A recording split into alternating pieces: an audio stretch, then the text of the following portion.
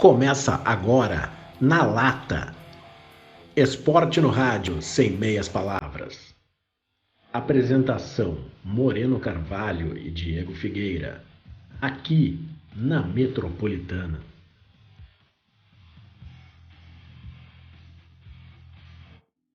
E bom dia, boa tarde ou boa noite para quem está assistindo a gravação deste programa no YouTube. Somos o Na Lata, esporte no rádio sem meias palavras. O Na Lata é um oferecimento de Canoas Day Home, o bem-estar do idoso em primeiro lugar. Sou Diego Figueira e ao meu lado está Moreno Carvalho. Boa noite. Boa noite. Estamos aqui com a 6ª edição do Na Lata, né, Diego? E o convidado é o Marcelo Carvalho, que é administrador de empresas e desde 2014 toca o Observatório da Discriminação Racial no Futebol. O trabalho do Marcelo tem extrema relevância na denúncia de crimes raciais no esporte. Ainda antes disso, desde 2000, o Marcelo tem conexão com o movimento negro e milita contra o preconceito racial. Boa noite, Marcelo. É mais ou menos isso? É mais ou menos isso. Prazer te ter aqui com a gente. Obrigado, prazer é todo meu. Boa noite a quem está nos ouvindo. Então, Marcelo, a gente te trouxe aqui porque o trabalho que tu tens feito, que tu vens tocando aí, ele, vamos dizer assim, ele infelizmente ele ganha relevância. Não era para ser assim, mas precisa ser assim. A gente precisa de uma voz como a tua que se coloque, que se levante contra esses abusos, contra os absurdos que a gente vê, não só dentro de campo, né, no futebol, mas na sociedade em geral, né? Eu costumo dizer que, infelizmente, a gente está aqui para discutir racismo, mas, felizmente, eu acho que os espaços estão se abrindo cada vez mais para que a gente consiga discutir o racismo e, principalmente, entender o racismo, né? A gente precisa entender o que é o racismo e quais são as consequências do racismo na nossa sociedade. Então, é importante demais esse espaço, é importante demais que a gente discuta o racismo no futebol e fora do futebol. Como é que surgiu o Observatório? O Observatório surge em 2014, o Brasil é sede da Copa do Mundo. Então tem aqueles casos de racismo no começo do ano, com o Márcio Chagas, o Tinga e o Arouca. E aquilo chamou a atenção de todo mundo. Assim, no Brasil, o Brasil meio que se paralisou para tentar entender, como assim racismo no futebol? O futebol brasileiro é marcado pela presença grande de jogadores negros. Como assim racismo no futebol brasileiro? O Brasil que sempre se vendeu como um país da democracia racial. E aí eu fui tentar, dentro daquele impacto que esses casos tiveram, fui tentar entender a quantidade de casos e principalmente os desdobramentos desses casos. E aí eu não encontrei a informação. É como se o racismo no futebol fosse casos esporádicos. Aí teve com grafite em 2005, aí teve com Tinga. Na Libertadores. De sábado, né? Na Libertadores, aí teve com Tinga no interior aqui do Rio Grande do Sul, o Inter e Juventude. Teve um com um jogador do Grêmio também na Serra. O Giovani, o Antônio Carlos, mas a gente achava sempre casos pontuais. E aí eu disse, não, cara, mas o racismo é muito mais presente no futebol, então eu preciso ter um espaço que a gente consiga ter esses casos e que a gente consiga, principalmente, acompanhar o desdobramento desses casos. Porque o jogador de futebol ele não quer falar de racismo porque, não, racismo não vai dar em nada, só eu vou me prejudicar se eu falar de racismo. Então eu precisava ter um espaço que a gente pudesse documentar esses casos. E aí nasce o Observatório e nasce com essa ideia, assim, da gente conseguir mostrar para a sociedade que casos de racismo não são isolados e, principalmente, né, mostrar o desdobramento desses casos. Afinal de contas, existe punição para muitos casos. Por mais que a gente ache que os casos de racismo nunca dão em nada, existe uma punição. Não é a punição que a gente gostaria, na quantidade que a gente gostaria, mas os casos são punidos e a gente precisa mostrar isso para a sociedade. E isso, às vezes, né, Marcelo, não é mostrado, porque o que acontece? Quando os casos aparecem, todo mundo fala sobre eles. Fulano de tal, todo mundo acha um absurdo, né? Mas os desdobramentos, eles vão perdendo, né? Vão perdendo audiência. Não sei se as pessoas vão perdendo interesse. Acho que não. Eu acho que eles deixam de ser mostrados. Essa é a percepção que tu tens? A percepção que eu tenho é assim, quem traz esses casos para conhecimento da sociedade é a mídia. Sim. E a mídia hoje está pautada no clique. E aí eu participei de um evento em BH, que estava o diretor de uma instituição jornalística, e ele disse, infelizmente, o que pauta hoje a redação dos grandes jornais é o clique. Não é a matéria, não é o conteúdo. A gente está perdendo um conteúdo bem elaborado. Então, por exemplo, acontece um caso de racismo, todo mundo vai noticiar esse caso. E aí fala do caso, fala com o jogador, fala com o clube, mas conforme o caso vai passando, não existe o interesse em acompanhar o desdobramento desses casos. O julgamento, a punição, é como se isso não trouxesse a mesma audiência. Sim. Então, por exemplo, o caso do Márcio Chagas na Serra, em 2014, ele vai terminar o desdobramento dele em 2019, 5 anos depois, com uma pena aplicada ao esportivo, dizendo que o esportivo, de fato, tinha cometido um ato de racismo, né, a instituição. Isso sendo uma nota de rodapé. O caso do Márcio Chagas ganhou a manchete de todos os jornais, mas o desdobramento, a punição ao clube, sai numa nota de rodapé. Então, assim, o que fica para a sociedade? Poxa, isso não dá em nada. Aí a gente pega os casos de racismo onde não há punição, e nós, né, nossa sociedade, movimento negro e tal, a gente pega esse caso e diz, olha, isso aqui é um absurdo, mas aí a gente, de novo, vai reverberar o negativo. A gente não vai trabalhar em cima do fato positivo. O fato positivo houve uma punição. Então, o trabalho do observatório é muito nesse sentido, assim, de tentar fazer, primeiro, que todos os casos tenham o mesmo peso. Diversas vezes as pessoas me perguntam, mas qual é o caso qual é o pior caso de racismo? Não tem pior caso de racismo, né? Sim. Para quem sentiu a dor é a mesma para todo mundo. No meu entendimento, se eu for pensar em pior, eu vou me lembrar das crianças. Então, um caso no esporte amador, na categoria de base, para mim é muito pior do que um caso com um grande jogador. Mas o desdobramento desses casos, que eu acho que a gente precisa trabalhar muito mais a questão de espaço de notícia para esse desdobramento. Ou vai ficar sempre essa falsa impressão de não punição, essa falta de impressão de impunidade. A gente precisa, quem está nos veículos de comunicação precisa entender a importância de reverberar punição. Tu citaste um caso muito importante e emblemático, né? Esse caso do Márcio Chagas lá no jogo do esportivo. Para quem não lembra, colocaram bananas no carburador do carro dele. Exatamente. É o cúmulo, né? Acredito eu que é o caso mais emblemático, assim, né? E esse caso a gente pode citar uma série de absurdos que vão ocorrer, né? Sim. Por exemplo, o presidente da federação que liga para ele dizendo, cara, se o problema é o carro, eu pago. Eles não, o problema não é a minha... que ele expôs, né? Isso, o problema é a minha honra, o problema...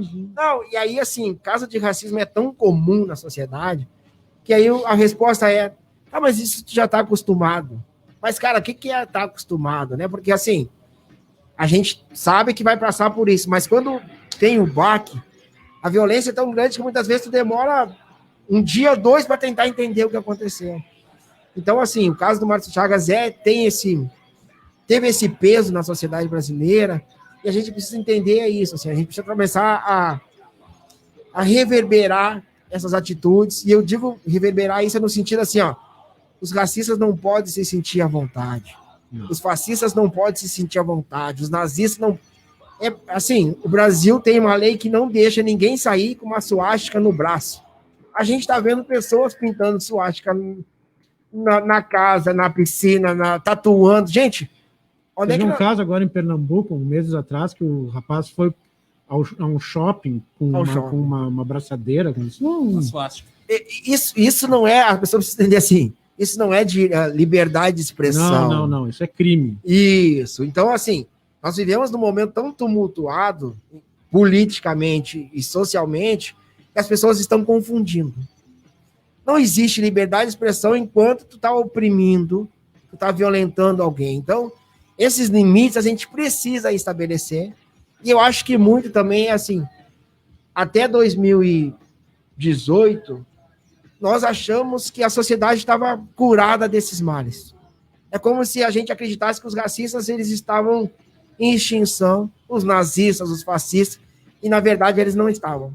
Na verdade eles estavam só escondidos, né? E agora que estão tendo a oportunidade, eles estão botando as garras de fora, e a gente está vendo uma série de violências que no fundo, ou a gente reprime, ou nós vamos ter uma sociedade que, de novo, vai ter briga, vai ter violência, vai ter guerra, porque a gente não está sabendo conter pessoas que acham que têm direito de se sentir superior às outras. E não é só se sentir no sentido de me achar superior, é violência, né? Porque a gente precisa entender que isso sempre leva a uma violência e elas estão acontecendo hoje no nosso dia a dia. Até que ponto, e aí eu uso o caso específico, que ficou muito famoso, o caso do goleiro Aranha na Arena, também essa grenalização aqui no Rio Grande do Sul acaba atrapalhando, porque quando acontece no Beira-Rio, a torcida do Grêmio, por parte da torcida, tenta imputar isso ao clube, e vice-versa também, como no caso Aranha. Então o gremista dizendo que não, porque é o clube dele,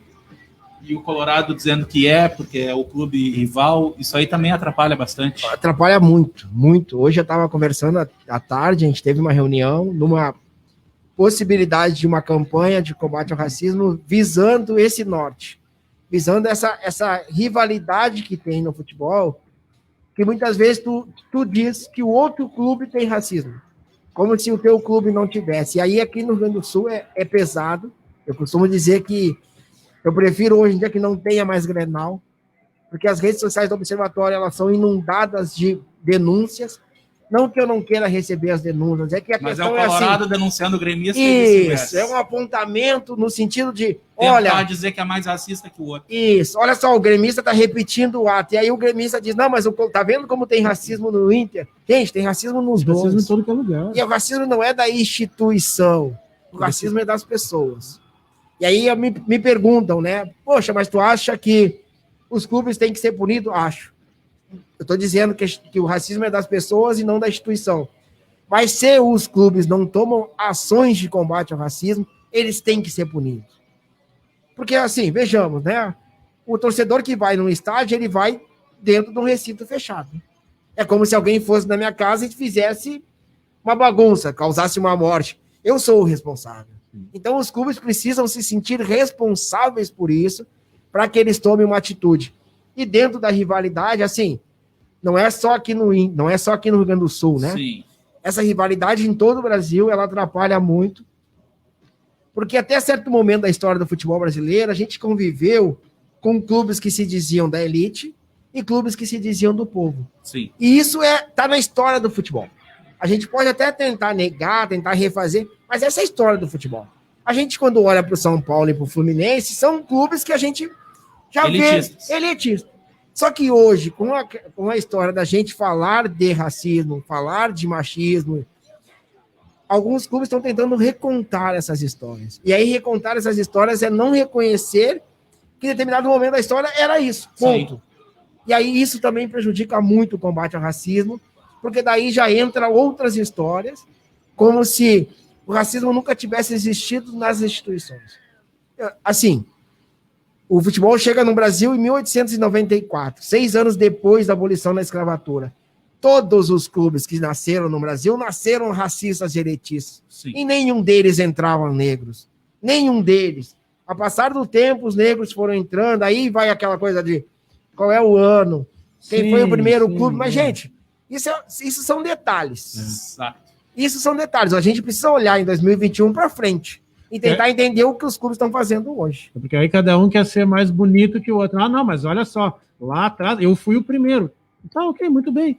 Foi o primeiro, mas... E agora? E aqui? E agora, exato. O que é feito hoje dentro dessa instituição? E assim, se a gente pegar a história, os clubes que se dizem populares, vamos ver, então, Flamengo. O Flamengo era um clube de regatas. Uhum. Que é a coisa mais elitista que isso. Tinha algum negro praticando regata, por acaso? Não, né? Não. No futebol, foi muito depois também. Nos outros clubes, todos já tinham alguns antes negros praticando. A Ponte Preta foi um dos primeiros. O Vasco também... Foi, o Vasco, sim, o Vasco tem uma história uma passagem, documentada. Documentada. Que é muito bonito e tal. Mas, como tu falaste, isso foi no passado. E hoje, o que está sendo feito? Né? É isso. É isso que o torcedor precisa entender. Claro, é legal exaltar a história do clube e tal, mas é preciso ter muito cuidado. Se a gente for parar para pensar em pessoas negras e em mulheres em determinados espaços, a gente vai acompanhar, por exemplo, mulheres na política antes da permissão de mulheres poder votar. Sim. Então, a mulher que estava na política antes da permissão de mulher votar, ela era exceção. E a gente vive numa sociedade brasileira que não é uma sociedade segregacionista, é uma sociedade racista. Então, por exemplo, o filho do dono da fazenda, o filho do alto escalão da sociedade, ele pegava o filho dele, negro ou mestiço, no braço e ele entrava em qualquer lugar. Financeiramente, ele tinha essa força. Então, não dá para dizer que a presença de uma pessoa negra em determinado espaço diz que aquela sociedade não é racista. É longe disso. Sim. E é isso que a gente precisa entender. Enquanto a gente discutir qual é o clube mais racista do que o outro, a gente está perdendo tempo. E perdendo tempo no sentido assim, vamos olhar hoje para dentro dos clubes, Inter e Grêmio, por exemplo. Qual é a quantidade de conselheiros negros nos dois clubes? Exato. Quantos treinadores negros esses dois clubes tiveram ao longo do tempo? Quantas pessoas negras estão em cargos de poder e liderança dentro desses clubes? Aí sim, aí nós vamos discutir racismo. Agora, discutir racismo a partir de insulto e xingamento é discutir a parte do iceberg que a gente enxerga. É a confusão do ato racista, né, com o racismo. Isso. Porque por muito... O ato racista, né, só para... É tu xingar alguém pejorativamente. Agora, o racismo, ele está impregnado, né? O racismo é tu impedir que a pessoa negra, ou o índio, ou mulher, enfim, ou gay e tal, tenha acesso ao que ele quiser fazer. É isso aí. Então a gente precisa entender essas pequenas nuances, né? Entender o que é racismo, para que a gente evolua nesse debate. Porque senão a gente vai ficar no insulto, xingamento, e o insulto, xingamento a gente está vendo acontecer e as pessoas negarem que isso é racismo. Sim. Né? A gente teve agora o caso Celcinho, onde o cara disse, vai cortar esse teu cabelo com a chopa de abelha, e quando ele é confrontado com a lei, ele diz que não. Primeiro, ele diz que isso nem é racismo. Não, o pior de tudo, eles admitem que isso foi dito na nota. Mas que não é racismo. Que não é racismo. Isso não é racismo. É isso. Seja, porque não chamou de macaco, apenas disse que o cabelo era... E aí existe uma confusão do que é racismo, e aí a gente não consegue evoluir. Então, assim, a maior dificuldade que eu vejo hoje da gente combater o racismo é, de fato, a rivalidade. A rivalidade que existe entre todos os clubes, e essa rivalidade de dizer que o clube A ou B é um clube que lutou pelo racismo. Gente, é uma passagem na história. Essa passagem da história, ela não acompanhou os clubes. O Flamengo hoje é o clube mais popular do Brasil. Não era o clube mais popular do Brasil. Vai se tornar a partir de Leônidas da Silva em 33. Hoje o Flamengo é o quê? Dentro do cenário nacional que nós estamos vendo. O Flamengo está representando hoje. É isso. Né? Entendeu? Um clube que é o clube do povo, que não está preocupado com a saúde das pessoas. Exatamente. Então, assim... Os caras estão lutando para ter jogo. Não, primeiro eles para ter público no jogo, né? Por mero interesse comercial. Hospital de campanha ao lado do Maracanã. Eles fizeram isso no Campeonato Carioca.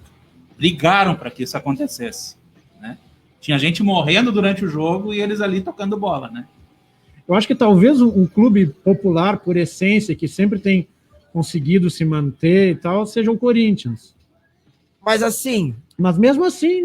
No modelo popular que a gente está dizendo, que nem a gente diz que o futebol é popular. É. O futebol é o esporte mais popular do Brasil. E o preço do ingresso? Assim, sim. Qual é o futebol que é popular? Sim. O futebol o futebol amador. Exato. Se a gente for falar de futebol popular hoje, é o futebol de várzea. Isso. O sujeito não paga ingresso para entrar. Te escora na grade ali. Vai lá. Chimarrão. E assim, também vamos botar uma observação que esse esporte amador está acabando. É. A quantidade de clube, de campos de futebol que existia há 10 anos, ela não existe mais. Aqui em Canoas, que é um polo, vamos dizer, da várzea, assim, só para corroborar o que tu vem dizendo, só em desapropriações, acho que sumiram mais de 20 campos nos últimos 20 anos para construir condomínio, porque as áreas são públicas normalmente, né? Aí vende para uma construtora e se vai o campo. E aonde esses meninos vão jogar? Esses meninos vão ter que começar a pagar para uma quadra de futebol. Quem tem dinheiro para pagar para uma quadra de futebol? O futebol brasileiro é o que é. Aí tu elitiza, né? Porque o talento nasceu desse jogar futebol em campos que a gente tinha que driblar o adversário e o campo. eu me criei jogando bola num campo que passava um rio. Então, ali ficava a marca, quando não tinha chuva, dos desníveis. Então, eu criava... Era 2 adversários. Uma valeta no meio. E isso é a essência do futebol brasileiro. Hoje, se a gente parar para pensar a essência do futebol brasileiro, a gente está perdendo. A gente está começando a fabricar garotos que só joga no futebol e que começa a perder esse talento que o brasileiro tem nato da diversidade. Aí a gente perde aquilo que a gente tem a mais que o europeu. Aí quando a gente vai para lutar com o europeu de igual para igual... Aí a tática... O futebol brasileiro nunca prezou pelo coletivo. Sempre foi o talento individual que desequilibrou. Sempre foi. E esse talento, geralmente, era o menino pobre da periferia. Aquele grande jogador que entra num clube de futebol e vai desequilibrar. Era o Denner, era o Ronaldinho Gaúcho. Isso, e esses caras a gente vai perder.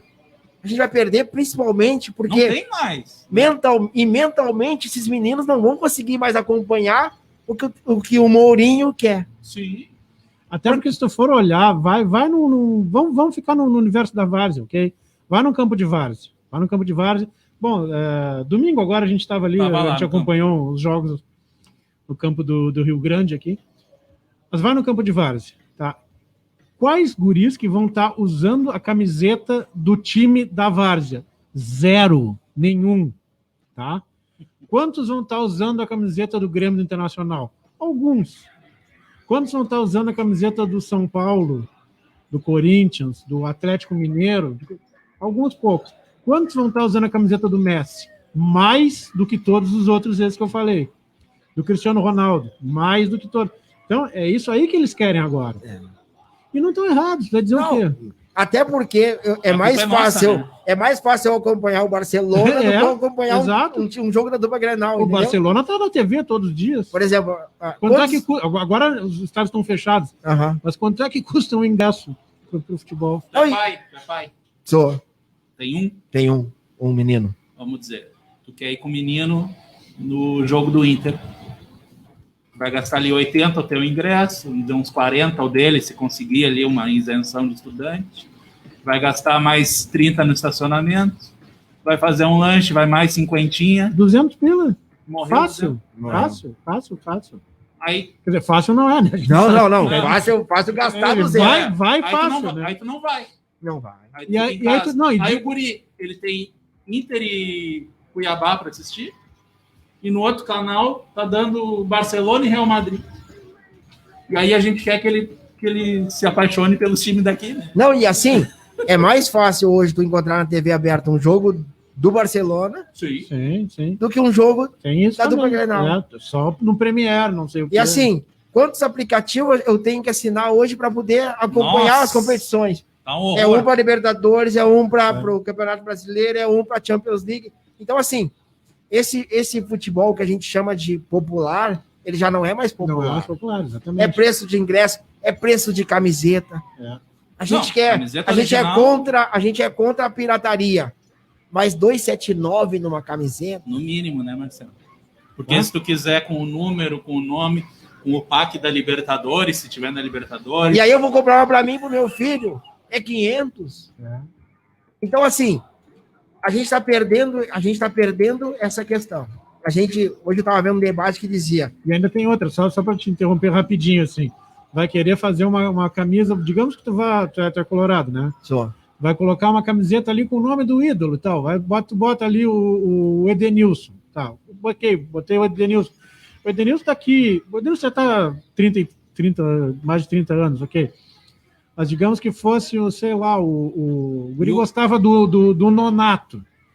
Aí o Nonato, 2 meses depois, já está em outro time. Enquanto que o Messi passou mais de 15 anos jogando... Aí também tem isso. Também tem isso. Né? A gente precisa entender. É o ídolo lá e tal, mas os times, cada 6 meses, eles mudam. Precisa entender que até nisso, a questão do racismo, ela vai se atravessando. Sim. Porque a falta de oportunidade para esses meninos que a gente está falando vai ter uma consequência da falta de talentos da seleção brasileira. Sim. Hoje a seleção brasileira tem um talento, Neymar. E o resto que transita de bons jogadores. E o Neymar, que é o expoente do futebol brasileiro hoje ainda, O Neymar nem é cria da Várzea, né? O Neymar Não, é e o cria Neymar, do Santos. Isso, e o Neymar, assim, Nada contra o com clube. 9 anos, Com 9 anos o goleiro disse, agora tira ele para jogar. É. Ele não joga mais até os 11. Então, assim, a gente está perdendo essa essência do futebol. E essa essência do futebol está sendo perdida por essa questão comercial. Tá irritante assistir os jogos da seleção brasileira, né? Porque a gente não tem mais a proximidade, né? A gente tem, por exemplo, jogadores que nunca jogaram no Brasil. Sem identidade. A gente não tem apego nenhum por eles. Tivemos agora o Matheus Nunes, lá do Sporting. Ele não quis jogar pela seleção brasileira. Foi convocado. Não, vou jogar por Portugal, muito obrigado. Mas, assim, o menino vai pra lá com 12. Como é que ele joga aqui? Nem sabe. Daqui a pouco ele nem fala português. Né? Tu Falou entendeu? português de lá. Isso, é isso. Então, assim, a gente precisa entender tudo isso. E falar tudo isso, assim, é entender em que estágio o futebol tá e o que a gente precisa fazer para trazer esse futebol de volta para a essência do futebol brasileiro. E pensar assim, até certo ponto, o racismo fez com que a gente também enxergasse jogador de futebol como uma máquina que tinha que trazer resultado. A gente nunca parou a pensar na saúde mental do jogador de futebol. Não tem saúde mental. Tem que entrar quarta e domingo, jogar e ganhar. A saúde mental é um tijolo que o torcedor vai atirar no ônibus. Vou dar dois casos de jogadores gênios da bola. Em determinado momento, eles não tiveram saúde mental. Um foi o Ronaldo, na final de Copa do Mundo, o cara teve um colapso, né? Porque aí é o seguinte, aí é toda a exigência. Ele é o craque do time. É ele que tem que entrar e resolver. E além disso, tem todas as outras coisas. Contrato com o patrocinador. Ah, se eu perder... Imagina a quantidade de coisa que não passa na cabeça do cara, né? Até hoje aquilo lá não está muito bem explicado. Né? E o outro, que eu acho ainda mais emblemático, assim, e cada vez que eu vejo, esses dias eu assisti a uma entrevista dele, assim, é de tu te emocionar, assim, de pensar o que poderia ter sido, mas ainda bem que pro bem dele ele desistiu, parou, que é o Adriano. É. Não, e se a gente parar para pensar, Ronaldinho Gaúcho, o Messi tá jogando, o Cristiano Ronaldo estão jogando, e o Cristiano Ronaldo é isso que nós estamos falando agora aqui. É um cara que olhou pro espelho e disse, cara, eu não sou esse craque. O que eu preciso fazer para me transformar? Vou dar um jeito de ser... O que o futebol brasileiro sempre gostou? Gostou do talento, esse talento peladeiro. E a gente nunca deu essa assistência para esses meninos terem cabeça. Cara, entra lá, joga e o resto é comigo. E aí, em determinado momento, eles se sentiram abandonados. E aí a gente tem o Ronaldo largando a carreira muito cedo, o Adriano largando a carreira muito cedo, o próprio Kaká largou a carreira muito cedo. E aí nós vamos começar a discutir também essa infância pobre e as consequências que essa infância pobre vai ter na carreira de um jogador de futebol. Porque é isso, assim, tipo, qual é o clube no Brasil hoje que se preocupa de fato com a categoria de base em formar um cidadão? E qual é o clube que hoje quer revelar talentos? Tu tem essa resposta? Porque eu não, para mim nenhum. Né? A minha resposta é assim. Ainda bem, porque é a mesma coisa. Entendeu? Nenhum. Porque assim... Tem clubes que nem categoria de base tem, né?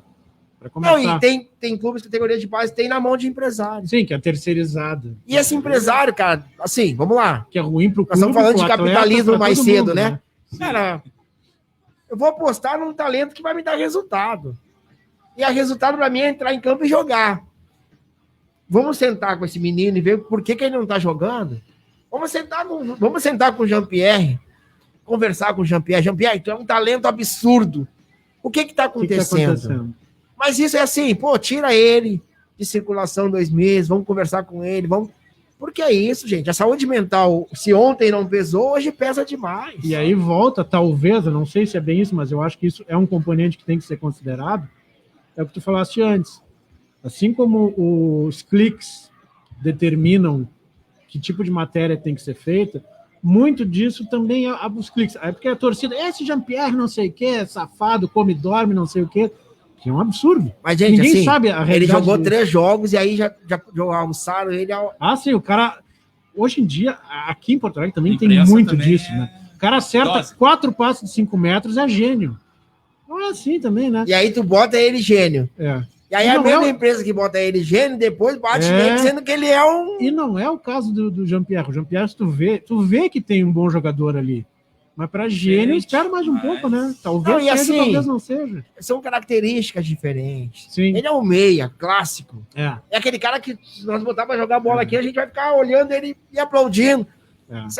Só que o futebol hoje... sistema... O futebol hoje, treinador. Uma vez eu vi o Luxemburgo falando, Luxemburgo, qual o esquema que tu gostaria de ter no teu time? 4-3-3.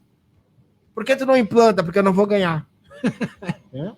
Tá aí que eu vou fazer um esquema para não perder. E aí, para não perder, amigo, eu vou colocar volante.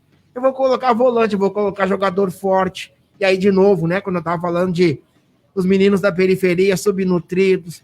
Como é que esse menino da periferia subnutrido vai jogar no futebol hoje que é só impacto, força, choque? Eu acho que é o Cruyff que falava isso aí. Que o jogo de futebol tem 90 minutos. Tu vai tocar na bola em 3 minutos. Se tu for bom, juntando, tu toca na bola 3 minutos. Então, o que interessa também, o que tu fez com a bola nos outros 87 minutos? Então, o que eu acho? Assim, muitos desses meninos que vão surgindo, eles querem a bola. Ela não quer, tem que marcar. Sim, tem que marcar. Mas é que tem gente que acha que futebol daí é só marcar. E aí, quando o menino pega a bola, vai fazer o que com ela? É isso. E na base, quando tu pega a bola, é a chance, porque o olheiro tá te olhando. Tá te olhando e tu tem 3 minutos. Tem que arrebentar. E aí tu tem 3 minutos para impressionar o cara. Tu entendeu? E aí a gente tá matando talento. Só que assim, e sempre foi uma fábrica tão grande de talento que a gente nunca parou para pensar nisso. Vai surgir outro. O Ronaldinho foi embora, surgiu o Bruno foi embora, entendeu? Vai surgir. Só que a gente tá vendo agora que não tá surgindo mais. Agora o Grêmio teve ali, né? Pedro Rocha, Everton Cebolinha, agora PP, tá, agora tem Ferreirinha, que já não tá dando o mesmo resultado, mas não que ele não esteja dando o mesmo resultado, a pressão para que ele dê o resultado, ela é imediata. Querem que ele repita o que os outros fizeram. Se a gente parar para pensar o PP tava no banco enquanto o Everton Cebolinha tava jogando, e ele tava se ambientando. Porque uma coisa é assim, uma coisa é na base, a gente vai olhar na base um menino de 14 anos, 1 metro e tanto, muitas vezes ele arrasta o jogador. Sim, ele é forte, aí quando ele vai para profissional, que aí é choque, e o cara da mesma tamanho dele, ele não vence mais no corpo. E aí ele se assusta também, e aí se ninguém chegar nele e disser, cara, não dá mais para fazer choque. Se na base tu ganhava no choque, agora é outra situação. Só que assim, nesse futebol imediatista, quantos querem conversar? Entendeu? Quantos treinadores querem sentar com o cara e dizer, pô, vamos lá, paciência com fulano e tal. Pô, a gente ouve falar do Roger, né, o treinador. Maravilhas dele. Mas ele faz ele chega, tem um trabalho muito bom e vai caindo. Mas é o ciclo do futebol. Ninguém consegue se manter lá em cima. Pô, se a gente pegar o Renato sabe, na caída, ele sabe ajeitar o trabalho para que ele não seja demitido. Foi o que ele fez no Grêmio. A maioria dos treinadores não ficam nos clubes, por quê? Porque chega na baixa, cara, não tem estofo para me segurar. Tem uma estátua, né? Eu não tenho estofo para me segurar. Então, assim, essa pressão é muito grande. E a pressão é muito grande. E para onde eu vou correr? Então, por exemplo, a gente fala em treinador negro, né? A gente vai pegar o Roger. Eu me lembro que o Roger chega no Palmeiras, a aversão ao Roger é porque ele era muito professoral. Ele era um cara que falava muito educado. Mas o que a gente quer de um treinador de futebol? Sim, tu vai chegar no time xingando todo mundo. A gente tá querendo 2 tipos de treinador. O que para na beira do campo e xinga o tempo inteiro, e o treinador fanfarrão. Só que aí tu imagina um cidadão negro chegar na beira do campo e ser um fanfarrão. Qual é o adjetivo que vai colar nele? Sim. Pô, esse cara é malandro. Uhum.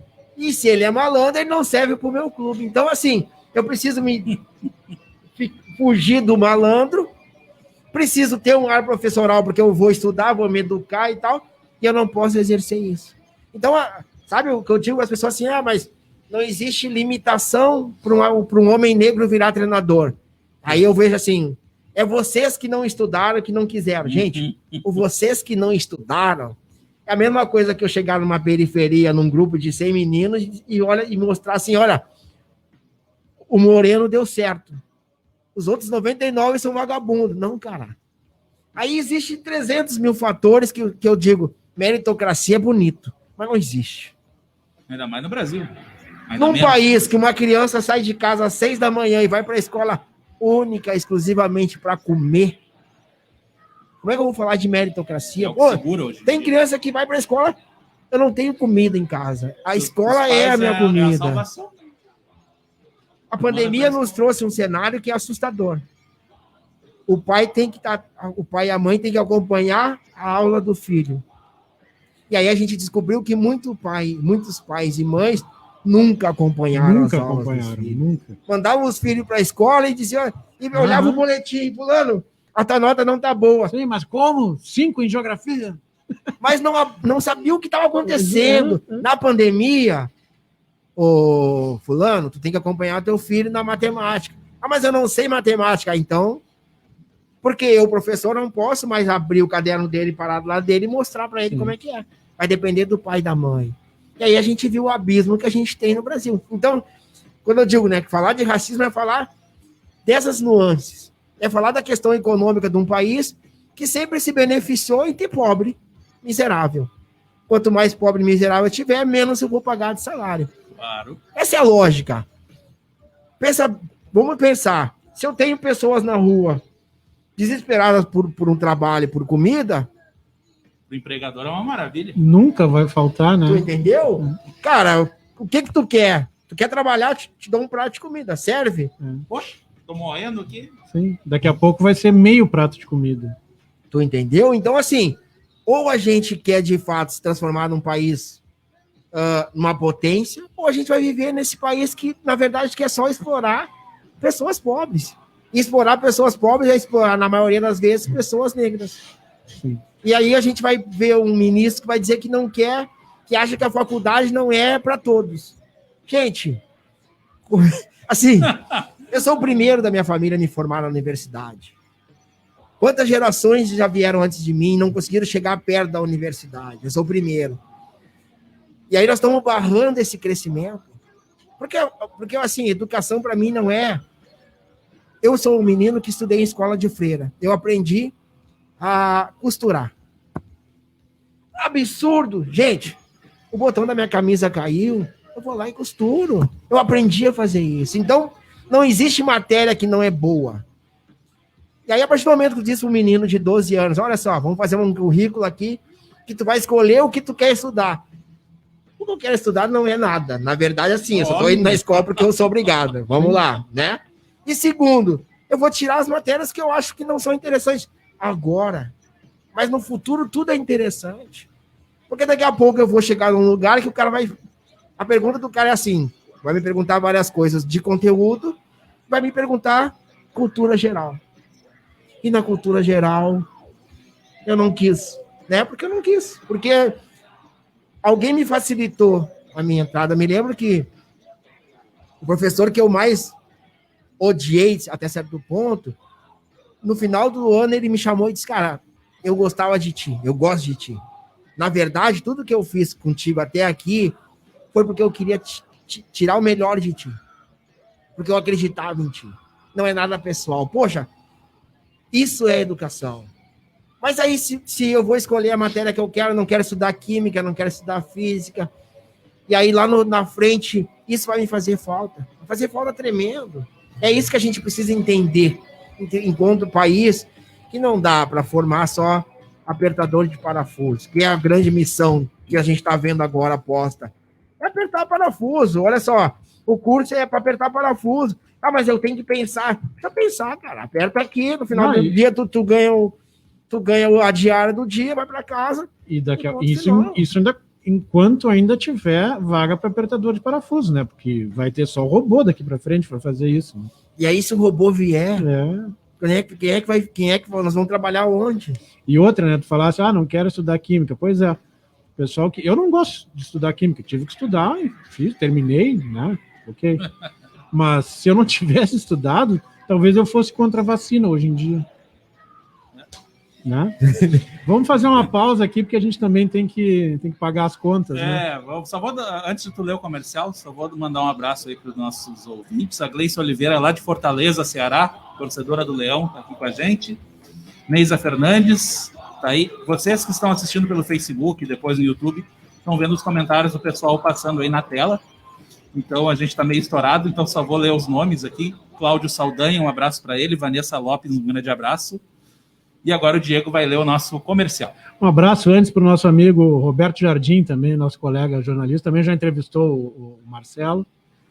A Canoas Day Home abriu vagas para mais uma etapa do curso de cuidador de idosos, com certificado e encaminhamento para emprego, conforme demanda. As aulas são neste mês, com turmas às segundas, quartas, sextas e aos sábados. Informe-se sobre disponibilidade de horários. O curso é ministrado por equipe multidisciplinar, com duração de 160 horas. A idade mínima para participar é 18 anos.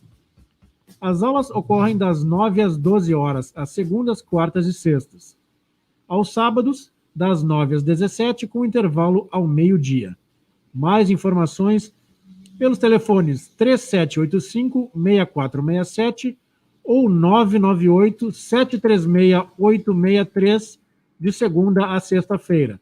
Os cursos são na sede da Canoas Day Home, Rua Tiradentes, 130, Sala 106, no centro de Canoas. E fique ligado, porque em breve a Canoas Day Home irá inaugurar a Multiclínica do Idoso no Hub da Saúde Max Plaza, aqui pertinho. Canoas Day Home, bem-estar do idoso em primeiro lugar.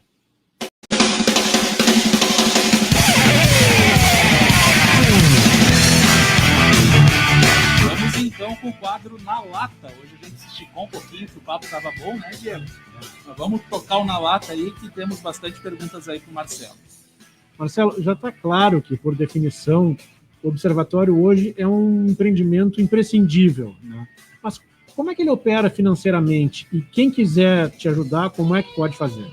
Essa é uma questão importante, uma pergunta muito importante, porque se a gente parar para analisar como o racismo funciona, a gente vai descobrir que o Observatório é reconhecido nacionalmente por diversas entidades, por muitos clubes hoje é reconhecido. Alguns já até entraram em campo com isso, já tem diversas parcerias com grandes clubes do futebol brasileiro, mas a gente não recebe aporte financeiro de ninguém. Isso mostra o tamanho do entendimento de racismo, ou seja, vamos deixar esse trabalho acontecer, mas se a gente não alimentar ele, ele vai morrer. Então, a ideia do não morrer no Observatório é a gente hoje começa a fazer algumas parcerias, e aí nessas parcerias a gente já começa a dizer que a gente não aceita mais moeda de troca, a possibilidade de visibilidade para o projeto, para a causa. A causa não é do Observatório, a causa é da sociedade. Então, assim, quero fazer uma parceria, é preciso dar algo em troca para o Observatório. Aí pode ser camisetas, a gente já fez clubes que entraram em campo com a camiseta, nos deram a camiseta, a gente faz leilão. Pode comprar as camisetas do Observatório e nos repassar. Então, no site está disponível. No site está disponível. Então, a gente já faz hoje os clubes entenderem, os clubes, empresas, entidades, que é preciso abrir o bolso. Então, o Observatório hoje é mantido pela principal iniciativa de vender camisetas. Então, a gente tem camisetas de jogo, que a gente chama. Essas camisetas são vendidas, elas estão no site à disposição, numa parceria com o fornecedor, e ela nos dá a possibilidade da gente não mexer mais no bolso para manter o projeto do Observatório. Mas eu ainda bato na tecla que uma entidade igual do Observatório na Inglaterra, chamada Kick Out, ela recebe verba do governo inglês, da Federação Inglesa, das ligas, né? Porque cada liga na Inglaterra ela é diferente. Então, a primeira divisão é uma liga, a segunda é outra liga e tal. Todas essas ligas investem na manutenção da Kick Out. Então, o Observatório no Brasil é a principal entidade de luta contra o racismo, mas a gente não é visto como uma entidade que merece ter recursos para se manter. Então, fica aqui o grande apelo, né? Por isso que eu disse uma boa pergunta, para que as pessoas comprem a camisa do Observatório. Só uma perguntinha que eu já sei a resposta. A CBF chegou a te procurar alguma vez? A CBF já nos procurou, mas aí aquela procura em 20 de novembro, né? Vamos fazer uma ação em 20 de novembro. Bom, 20 de novembro o calendário está lotado. A gente não pode mais viver ações em 20 de novembro. E aí é isso que falta o entendimento para as instituições. A gente conseguiu, hoje, alguns clubes que são parceiros, assim, Grêmio, Inter, Bahia, Corinthians, Vasco, Santos, eu vou esquecer de alguns, enfim. Mas esses clubes já entenderam que a gente precisa trabalhar com a questão racial o ano inteiro. E esses clubes vêm nos ajudando e a gente vem auxiliando alguns projetos que estão acontecendo nesses clubes. Mas é isso, né? É preciso que a principal instituição do futebol brasileiro, que é a CBF, entenda e faça uma campanha efetiva de combate ao racismo. Pode ser com observatório, pode ser sem observatório. Mas é preciso que a CBF comece a agir. É preciso que a Conmebol comece a agir. Hoje, antes de sair de casa, a gente teve a notícia da punição do Olímpia naquele caso de racismo no jogo contra o Flamengo. Sim. E aí, assim, se as pessoas não têm a menor ideia de como surgiu a pressão para que a punição ocorresse, né? É uma longa história, enfim. Mas houve uma punição. Não é a melhor. Na internet, todo mundo reclamando que é uma punição financeira, o custo baixo, o dinheiro vai para não sei para onde esse dinheiro vai. Mas existe uma punição. O pior seria se não houvesse nenhuma punição. Então, essas pressões que ocorrem para a punição, elas são sempre salutar. A gente precisa que as pessoas entendam que nesse momento que a gente tem o crescimento do discurso de ódio, a gente precisa punir para que outras pessoas não se sintam à vontade de cometer o crime do racismo. E em todo esse período, tu já sofreu algum tipo de ameaça? Já. Em 2015, eu entrei em contato com uma instituição chamada Fair Network. É uma organização inglesa que é parceira da UEFA e é parceira da FIFA em todas as ações que acontecem na Europa, essa instituição. E a primeira coisa que essa pessoa me disse é: na Europa, todas as instituições não têm rosto. Não tem rosto da pessoa, por medo de sofrer represália. Então, no Brasil, a gente não tem essa questão. Mas aí eu vou descobrir ao longo do tempo inúmeras tentativas de silenciamento. Nunca veio uma ameaça. Veio a tentativa de silenciamento por N motivos. Você falou mal do meu clube, você mentiu num texto X, a verdade não é essa, você citou tal coisa que não é verdade, então eu recebi um telefonema logo após uns tweets que eu fiz. O telefonema durou 1h30, a pessoa do outro lado da linha dizendo que eu tinha prejudicado e que eu deveria repensar minhas atitudes. E aí eu disse, tá, mas nós estamos aqui 1h30 no telefone, o que tu quer que eu faça? Quer que eu tire os tweets? Tu quer me processar? Não, eu quero dizer que tu me prejudicou. Tá, mas, assim, o que acontece, né? Porque a questão do crime do racismo no Brasil, muitas vezes quem cometeu um crime de racismo, ele sabe que a punição pode não acontecer. Primeiro que para ser preso por racismo é muito difícil, porque o racismo vai ser constituído na não permissão de deixar uma pessoa negra entrar em determinado espaço. Qualquer outra coisa vai ser injúria racial. Injúria racial, se é a primeira vez que eu estou cometendo uma injúria racial, eu tenho a possibilidade de converter a pena em trabalhos voluntários, cesta básica. Então o racista já sabe disso. Só que a única coisa que a pessoa que comete racismo no Brasil não quer é receber a pecha de racista. Se você diz fulano é racista, aí o cara se transforma. Sim. Porque, assim, qualquer coisa menos... um amigo negro, né? Menos ser considerado racista. E aí as pessoas não conseguem entender que ser racista é diferente de uma pessoa que cometeu racismo. Eu posso, Marcelo Carvalho, ser negro e cometer racismo. Claro, sim. Eu posso, uma pessoa branca, ser uma pessoa extremamente instruída, extremamente antirracista e ter uma atitude racista. Mas não quer dizer que a pessoa seja racista, mas ela teve uma atitude racista. E é preciso que as pessoas reconheçam a atitude. Só que, num país que o crime do racismo ele deixa a pecha de racista, ninguém é racista. Eu vou ter a melhor, a empregada da minha casa, que a gente inclusive levava para a praia no verão, ela era quase da família, ela era negra. Uhum. Aí eu sempre pergunto, e ela ia para a praia de manhã contigo, né? Assim, tipo, 8 da manhã, vamos todo mundo para a praia. Aí essa empregada, que era quase da família, ela sentava do teu lado, tomava cerveja contigo. Boia. Então, assim, gente, amigo negro, namorei o negro, casei com o negro, tenho um filho, não quer dizer nada. Porque a gente vive numa sociedade racista, machista e homofóbica.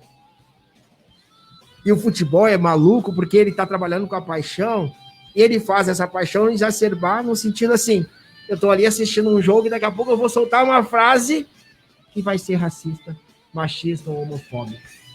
E aí o que a gente diz é quem hoje trabalha com essas questões e se diz progressista ou é progressista e é preocupado, a gente tem um policiamento maior. Sim. Entre o que eu vou falar e o que eu pensei. O que eu pensei, Marcelo Carvalho, já pensei em números absurdos. Eu não externo. Se eu vou escrever, eu escrevo. Antes de apertar o Enter, de enviar, eu penso, será que isso pode atingir alguém? Esse é o policiamento que a gente faz. Às vezes, vocês vivem policiando as redes sociais. Não. Se eu for policiar as redes sociais, eu vou ficar louco. Eu não durmo. Porque eu vou acompanhar em números absurdos. Eu me policio a mim mesmo. Para que eu não cometa machismo. Porque assim, a gente está ali no domingo na família, a gente vai ver as frases que a gente está soltando. Frase machista é... Eu tenho um menino e a minha esposa diz, pensa no que está dizendo para ele. Pensa no que está dizendo para ele. Qual é a educação que está dando para ele? Por que isso? Porque no fundo a educação que a gente dá para o menino é o quê? Né? O menino pode tudo. A menina não pode nada. E essa educação que a gente está dando para o menino, ele vai reverberar amanhã. Então a gente tem que pensar nisso. Assim, o que eu falo hoje, será que é bom ou é ruim? E aí a questão do racista é isso, né? Eu acho que o Lilian Thuram diz uma frase que é muito interessante, que ele fala que as pessoas precisam se sentir responsáveis pelo que elas fazem. Esquece se tu é racista, se tu não é racista, se tu é homofóbico, não é homofóbico. Tu tem que se sentir responsável. Cara, eu errei. E aí errar é assim, né? Levanta o braço, pede desculpa. Peço desculpa para a pessoa que se sentiu ofendida. Então, assim, se eu ofendi o Moreno, a minha desculpa não pode ser peço desculpa a quem se sentiu ofendido. Não é a quem se sentiu ofendido. É o Moreno. Mas isso também faz parte. Estava vendo, e aí entra naquilo que eu estava falando no primeiro bloco, sobre educação. E a educação cristã é uma educação que nos faz apontar o culpado. A gente vai olhar para a Inglaterra, que é protestante, eu me lembro isso marca muito bem o que o Lucas, jogava no Grêmio, falou uma vez. Ele disse que a primeira coisa, quando ele chegou no vestiário, era todo mundo de braço levantado, pedindo desculpa. Eu disse, cara, que absurdo é esse? Aí o cara disse, não, cara, a nossa cultura é reconhecer o erro, não é apontar o erro. Só que a gente vive numa sociedade no Brasil que a gente sempre acha um culpado. Nunca foi eu. O culpado é o Moreno, o culpado é, entendeu? Mas eu não sou culpado de nada. E a questão do racismo é isso. Assim, 84% da população reconhece que o racismo existe. 4% se diz racista. Tá, mas quem é que comete o crime do racismo, então? E é isso aí. Então, o racista, o único medo dele não é ser preso. O único medo dele é que alguém diga que ele é racista. Tratando o futebol como um espelho da sociedade, que é o que a gente faz em muitos casos, né? Eu te pergunto o seguinte, isso é uma opinião já pessoal, é preciso avançar e não apenas parar as partidas de futebol em caso de racismo? Eu acho que sim, eu acho que tem que ir além disso. Tu acreditas em punições mais severas, como perda de pontos, ou de mando de campo, ou eliminação do campeonato até? Aconteceu só uma vez, né? Tu acreditas que isso virá a ocorrer um dia? Não. Não, porque o sistema não deixa. E o sistema que eu digo é assim. Nós temos uma federação que, para o presidente ser eleito, ele precisa de votos. Quem é que vota nele? É o presidente do clube. Se eu cumprir a lei como a lei pede, eu vou punir todos os clubes de forma severa. e esses clubes vão começar de multinha de 5 em 5 mil, chegar no final do campeonato num montante muito grande, e eu perco o voto. Então, o que eu faço? E aí, então, já vou te dizer o que vai acontecer na sequência. Digamos que isso aconteça. Você pague a multa e que percam pontos e tal. Tu imagina, se esse presidente da federação é ruim, tu imagina o próximo que vai ser eleito. Porque o sistema vai se proteger. O próximo que vai ser eleito vai ser um cara que vai dizer assim, ó, eu não vou punir ninguém. Vem comigo. Eu não vou punir ninguém, porque é isso. Porque assim, primeiro, né? É mimimi. 2019, o Observatório monitorou 69 denúncias de racismo no futebol brasileiro. Aí os clubes disseram que, não, realmente o número aumentou, mas a gente não pode ser punido, porque um torcedor qualquer que vá na arquibancada e grite, a gente não tem como impedir isso. Tem, sim. Não. Né? Esse era o argumento. Beleza. Vamos conversar com as federações, com os tribunais. Não, a gente determinou que quando o insulto for de um torcedor, a gente não pune. Tá, mas beleza. Tá, então, assim, 80% foi de um torcedor só. Não vamos punir ninguém. Porque os casos estão aumentando. Tá, então tá. 2020 não tem torcida nos estádios. Os casos de racismo continuam. Diminuíram? Diminuíram. 69 para 31. Tem o dirigente lá no camarote. Só que aí, em 2020, não tem mais torcedor. Escancarou daí, da onde é que veio. Só que aí, esse argumento que dizia que eu não posso ser punido por um torcedor, ele cai por terra. Eu quero saber agora qual é o próximo argumento. E o pior é que, assim, ó, não se diz quem foi, né? Não aparece? Assim, 2 casos que aconteceram no final de semana, junto, né? O caso do Celcinho e o caso do Náutico. Nos 2 casos, o Celcinho diz, olha, aquele cara de vermelho lá foi o cara que gritou. No caso do Náutico, o Bandeira tá ali, o cara tá atrás do Bandeira, ele grita uma vez, ele grita a segunda e ele acha que o Bandeira não tá vendo. O Bandeira chama o árbitro, chama a polícia e diz, aquele cara ali... Só que aquele cara ali era funcionário do Náutico. O que o Náutico fez? Fecha o bolinho, tira o cara e vamos depois dizer que não era aquele cara. Teve uma grande confusão. Não foi esse aqui que cometeu o racismo. Até foi um funcionário nosso, mas é um funcionário que ele já foi embora. E que a gente não sabe nem quem é. A gente sabe que é nosso, porque todas as pessoas que estavam nesse espaço estavam com a camisa do Náutico. Mas a gente não sabe quem foi. Então, assim, a responsabilidade não é de ninguém. E por isso que eu digo que tem que punir o clube. Porque o clube precisa trabalhar. Não interessa se foi um torcedor lá. Foi um torcedor? Então, na próxima vez, tu faz uma campanha. Sim. A gente tinha objetos atirados no campo. Chinelo, rádio, pilha, cara, era de tudo. Pois é, como é que resolve isso, né? Pune o clube. Pune o clube. E aí o clube, o que o clube faz? Não existe estádio hoje que tu vai que não tem uma placa bem grande. Não atire objeto. Isso. Quantos estádios que você vai visitar hoje no futebol brasileiro que tem alguma coisa de aviso do racismo? 0. Eu fui no Maracanã. E aí tem um aviso. Não fui em outro estádio que tem aviso. Então as pessoas se sentem à vontade. E a vontade é isso, assim, né? Eu tô ali, Brasil e Paraguai, na Arena do Corinthians. Estou sentado, um casal na minha frente. Marcelo pega na bola. Esse negão não vai jogar com esse cabelo, né? Melhor lateral esquerdo do mundo. Sim. Estão contestando ele pelo cabelo, é a pessoa na minha frente. E aí o Marcelo errou e o cabelo do Marcelo sempre em pauta. Daqui a pouco, tiro de meta, aquele grito de bicha. Aí o sistema de som, olha, se gritar bicha, a CBF vai ser punida, aí agora não pode mais fazer nada no estádio. Que frescura. Isso. Entende? Falta. Responsabiliza as pessoas. Responsabiliza o clube. Responsabiliza e aí nós vamos ter mudança. Não responsabilizar ninguém, vamos viver nessa coisa de não foi eu, foi o fulano e vai seguir o que a gente está vendo aí que está crescendo, né? O ódio está crescendo. Marcelo, infelizmente a gente tem que encerrar o programa. Chegou a nossa hora aqui, passou muito rápido. A gente te agradece, assim, vai ter que vir de novo. Essa aula, né? Uma aula de civilidade. Todo mundo que assistiu, de cidadania aqui. Vai muito obrigado. De nada. Como eu disse, assim, infelizmente a gente está falando de racismo mas felizmente a gente está conseguindo alertar a sociedade que racismo não é só insulto, não é só xingamento, e que a gente precisa crescer enquanto sociedade para que a gente tenha uma sociedade melhor. Ou a gente vai ter um fim cada vez mais triste, né? Isso aí. Muito obrigado, Marcelo. Então, até terça que vem, né, Diego? Isso. Na Lata é um oferecimento da Canoas Day Home, bem-estar do idoso em primeiro lugar. Boa noite.